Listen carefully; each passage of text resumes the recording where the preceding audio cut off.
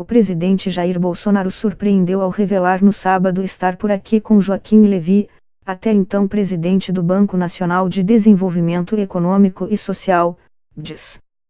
O economista pediu demissão em seguida. As raízes do descontentamento estariam no fato de Levy não ter entregado uma promessa de campanha de Bolsonaro, abrir a suposta caixa preta do BNDES, investigando supostas irregularidades ou ilegalidades em operações do banco durante as gestões petistas, como financiamento a empreendimentos no exterior ou empréstimos a grandes empresas brasileiras, a exemplo dos concedidos à JBS. A isso, teria se somado a irritação do ministro da Economia, Paulo Guedes, com o fato de Levy não estar liberando um repasse maior de recursos do BNDES para a União, dinheiro que ajudaria a fechar as contas públicas. Para o lugar de Levy foi escolhido o engenheiro e economista Gustavo Henrique Moreira Montesano. Atual secretário especial adjunto de Desestatização e Desinvestimento do Ministério da Economia, ele estaria mais alinhado com os objetivos do governo Bolsonaro. Mas, afinal, há uma caixa preta a ser investigada no BNDES. E o banco deve ou não reduzir suas operações e devolver um volume maior de recursos à União. Entenda abaixo melhor essas duas questões. A caixa preta vai ser aberta na primeira semana de governo. Não tenha dúvida disso. Se não abrir a caixa preta, ele está fora, disse Bolsonaro em novembro de 2018, ao comentar a escolha de Levy como presidente do BNDES para o sítio antagonista. No alvo de Bolsonaro, estão operações controversas realizadas pelo Banco de Fomento durante os governos de Luiz Inácio Lula da Silva, 2003 a 2010, e Dilma Rousseff, 2011 a abril de 2016, período em que o BNDES ganhou musculatura e atingiu patamares recordes de operação. Desde 2015, porém, o banco já abriu detalhes dessas operações, antes sob sigilo. Essa questão está atrasada em pelo menos 3 anos. Não existe qualquer caixa preta. Dizer isso é chamar de idiotas os 4 presidentes, que já comandaram o banco após o impeachment de Dilma Rousseff, afirma o economista Paulo Rabelo de Castro, um dos 3 que presidiram o BNDES durante o governo de Michel Temer. Lula e Dilma viam o banco como um instrumento importante para alavancar o crescimento econômico do país. Sob gestão petista, o governo federal repassou recursos volumosos ao BNDES para que ele pudesse ampliar seus empréstimos. Isso era feito por meio da emissão de títulos públicos, o que implica em aumento da dívida. Entre 2008 e 2014, por exemplo, foram injetados no banco 416,1 bilhões de reais com essa finalidade, além de mais 24,7 bilhões de reais com destinação específica para a compra de ações da Petrobras com o objetivo de capitalizar a estatal.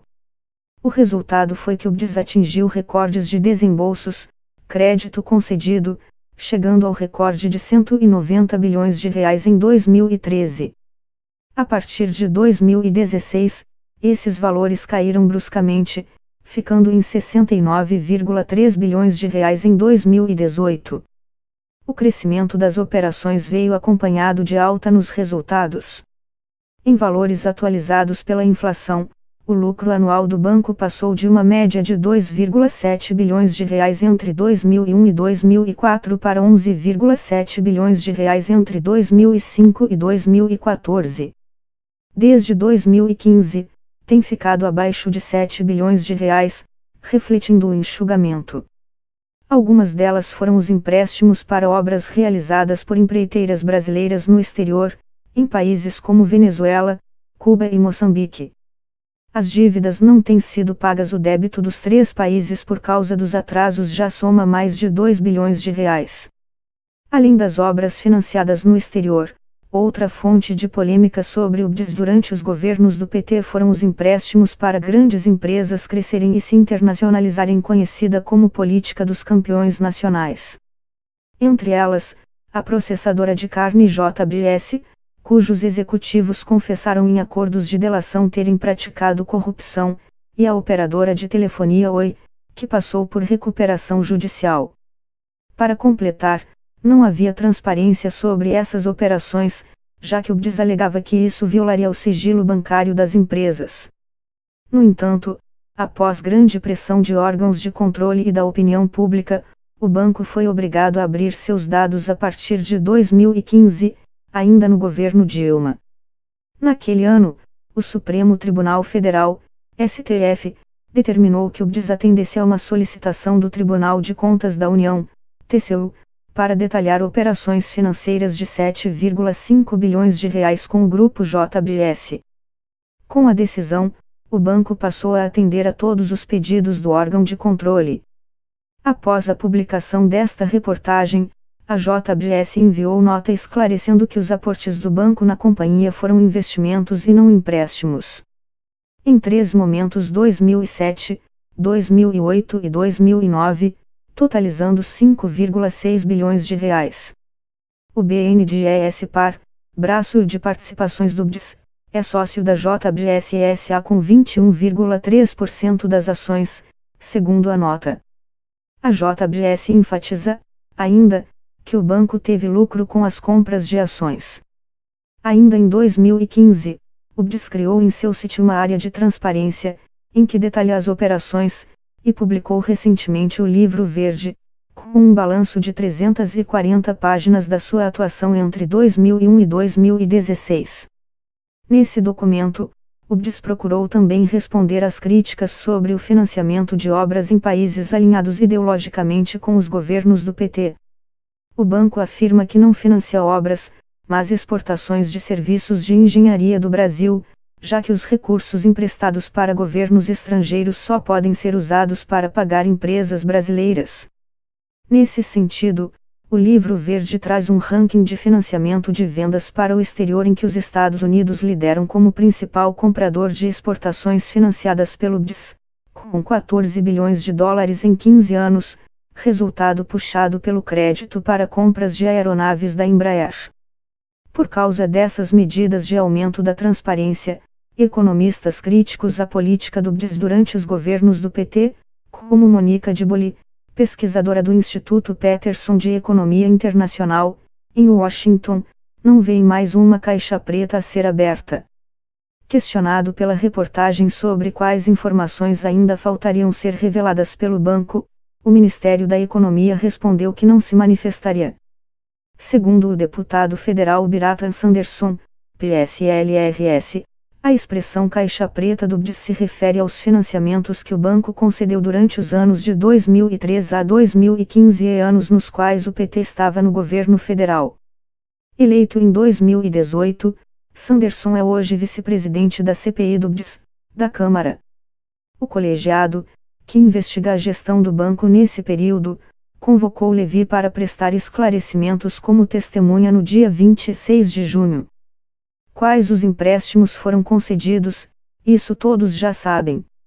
A questão é saber se houve prevaricação, um tipo de crime contra a administração pública, ou corrupção passiva da parte das pessoas que tinham o poder de dizer sim ou não a esses empréstimos, diz o deputado, que é policial federal. Um relatório do TCU, por exemplo, apontou no final do ano passado suposto superfaturamento de 911 milhões de dólares em financiamentos do banco a exportações de empreiteiras brasileiras na área de energia, valor que corresponde a 41,7% do total financiado, 2,2 bilhões de dólares.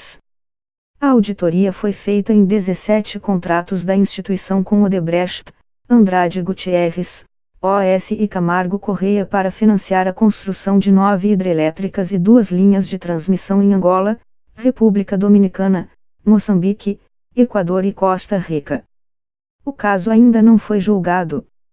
Já a Operação Boliche, desdobramento da Lava Jato que investigou suposto favorecimento à JBS em empréstimos de cerca de 8,1 bilhões de reais, levou o Ministério Público Federal a denunciar autoridades do governo PT e funcionários do banco este ano.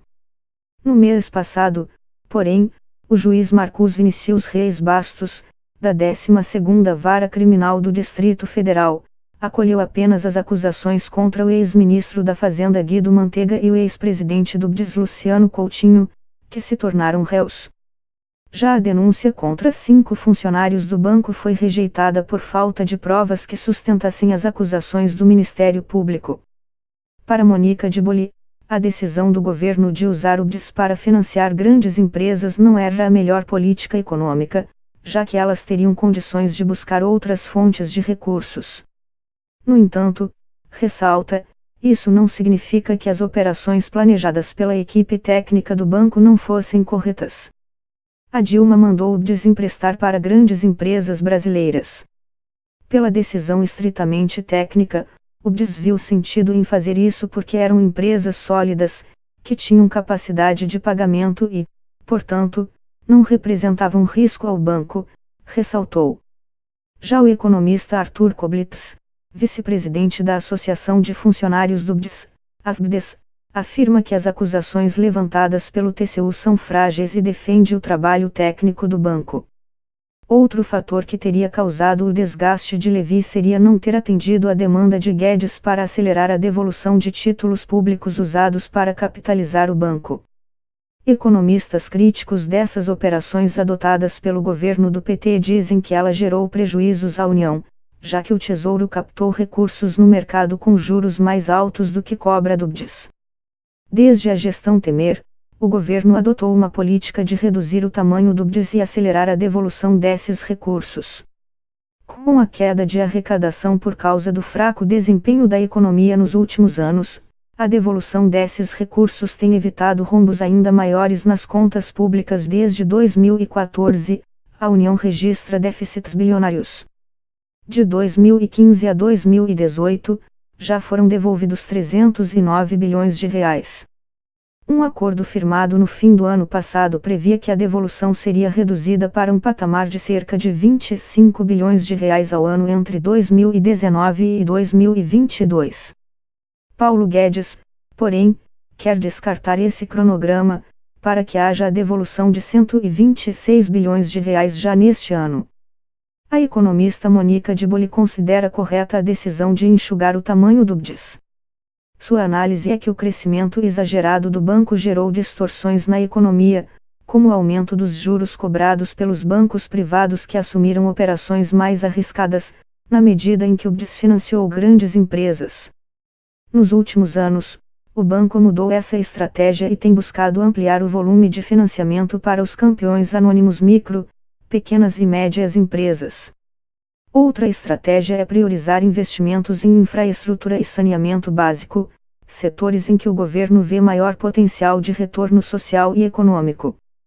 De Boly, porém, defende que a devolução de recursos seja feita com cuidado, dentro do planejamento do banco, para não provocar um desequilíbrio nas suas operações. O BDS recebeu esses recursos e concedeu empréstimos de longo prazo. É preciso esperar essas operações amadurecerem para que os recursos sejam devolvidos, defende a economista. Rabelo de Castro também critica a descapitalização acelerada do banco. Ele contesta a visão de que os repasses do BDS foram negativos para o Tesouro, lembrando que a instituição registrou lucros vultosos, o que gerou pagamentos ao governo. De 2006 a 2018, foram 200 bilhões de reais pagos ao Tesouro pelo BDS em dividendos e impostos sobre lucro. Mas sobre isso o governo faz cara de bobo, argumentou. Após a redução das operações de crédito, os ganhos seguem altos impactados por operações de impacto passageiro à venda de ações que o banco detém por meio do BNDES-Par. No primeiro trimestre deste ano, o lucro foi recorde, de 11,1 bilhões de reais, impulsionado pela venda de papéis da Petrobras, Fibria e Vale. A expectativa é que o governo dê continuidade a essas vendas dentro da sua política de privatização e redução do tamanho do Estado, mas economistas alertam que um saldão apressado pode derrubar preços das ações, prejudicando as empresas.